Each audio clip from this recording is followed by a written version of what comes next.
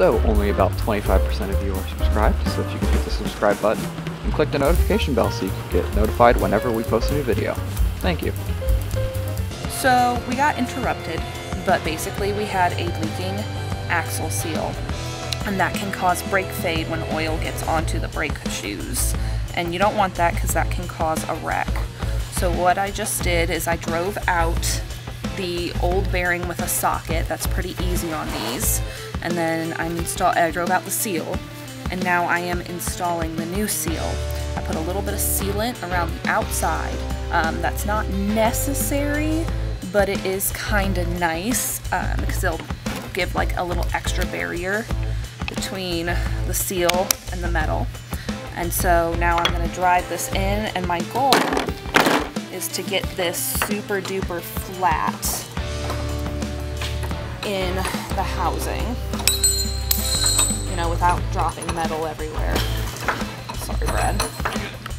So get that in the vise, and basically I take my fancy schmancy seal driver.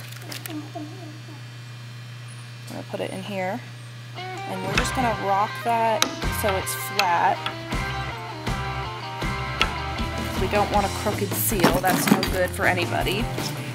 And we're just going to tap it in. And if you don't get it flat, it doesn't act as a seal. And the bearing doesn't ride where it needs to ride. So I'm going to pull that out.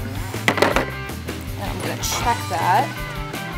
And it's not quite where I want it. Didn't go down all the way. So I'm going to make sure that I have the correct size. So I want it to go down all the way. So it started to walk down a little bit, so now I'm just going to line it up in the bore.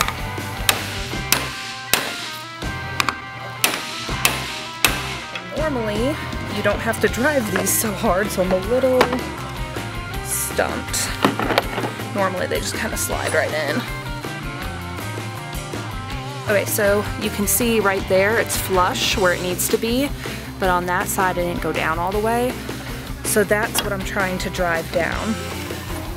And here's the thing, if you don't put these in straight, sometimes they can come out a little oblong. So we're going to do some damage control,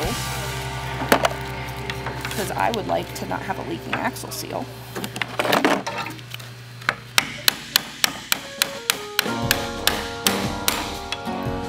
Okay, so you can come look. That went down much better. I have a pretty even lip all the way around. Woohoo, whoop-de-doo and bada bing. We're gonna flip it over, and that looks pretty damn good to me. So now what I'm gonna do is I'm gonna put on some fresh gloves because I've been working, and I'm gonna hand pack my bearing because it makes me feel better about things. But that's my new bearing. This is the ExxonMobil Poly Rex EM Long Life Bearing Grease they sent with me. I usually just use regular red bearing grease, so let me change my gloves and we'll be right back. Where the fuck does this open up? Okay, so typically you would use a good old bearing packer because we're trying to make life easier for everybody with technology, but I like doing this the old-fashioned way. So, grease on your palm, bearing in hand, and you're just gonna push that grease through the bearing. And this is how you pack. This is the old way of packing a bearing. Most people still do it this way because it works. But you're just gonna walk that through, and you can see it's starting to push through. I'm probably gonna need to grab a bit more grease to get it all the way through. So that's how you pack a bearing. And again, I actually wish there was a little more grease in there, but we're working with what we got, apparently.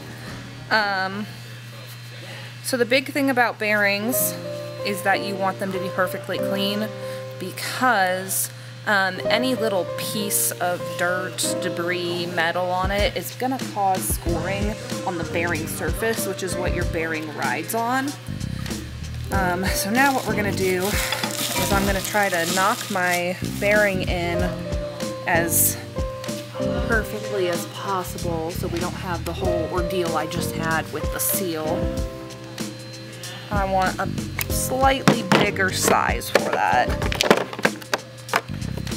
So typically what you can do, and I am not doing it, is these are two directional actually. And what you can do is you can either put this on the inside so it centers in the bearing. I'm not doing that because I don't have the correct size for that, unless I want to use like a teeny tiny one, which I really don't want to do. I want to use a good size one. So we're going to use it the other way with the flat edge, and we're going to double check for straightness.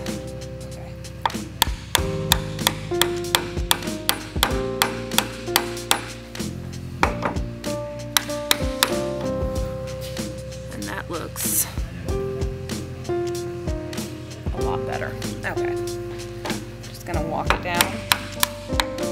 Yeah, that was it. There we go.